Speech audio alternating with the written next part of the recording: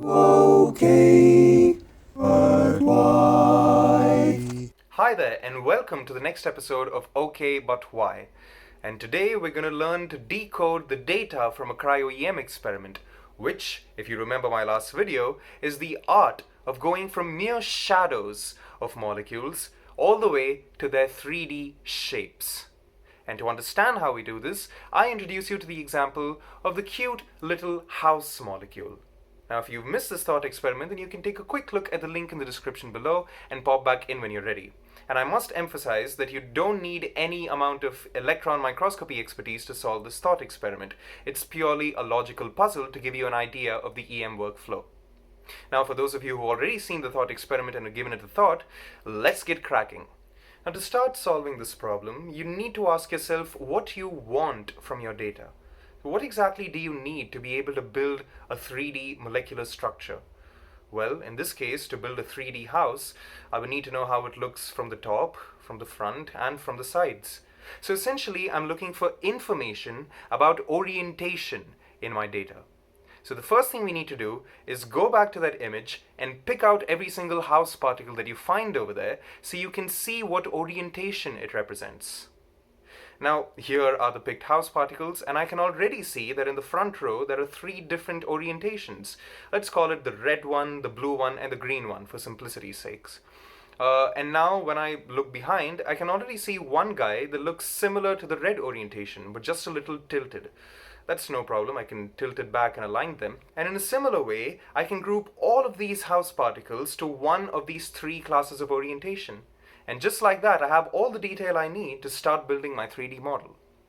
So to make things simple, the red class on average looks like this, doesn't it? And so the blue class looks like this and the green looks like that. So using these class averages, let's build our initial 3D model just to see what it turns out like. There we go. We get something that sort of looks like a house, but it's still incomplete, of course, because we haven't used the details from every single image.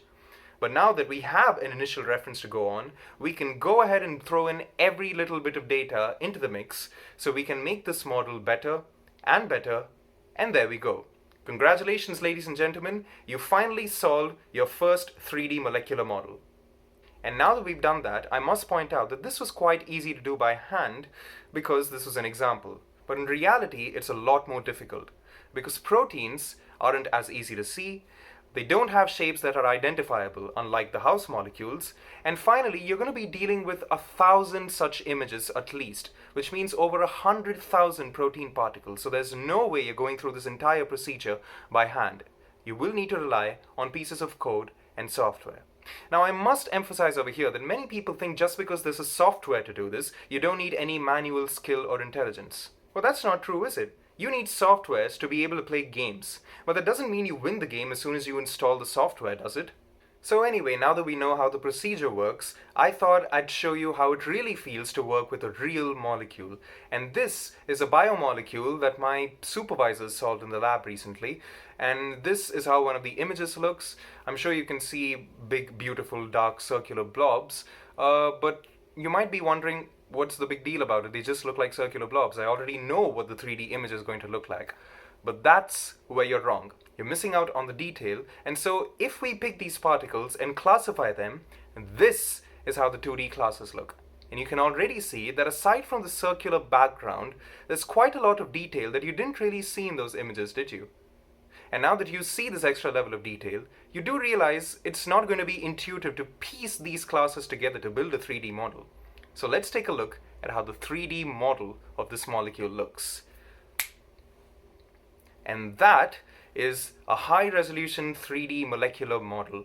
And every one of these ridges and grooves represents a bond connecting two atoms. In fact, if I zoom in, I can show you a real bond between a carbon atom and a nitrogen atom sitting right next to each other. Can you believe that? This is so amazing. You'll actually see your very first 3D molecular image. Congratulations, guys! And this is just one of the many biophysical techniques that can give you this level of beauty.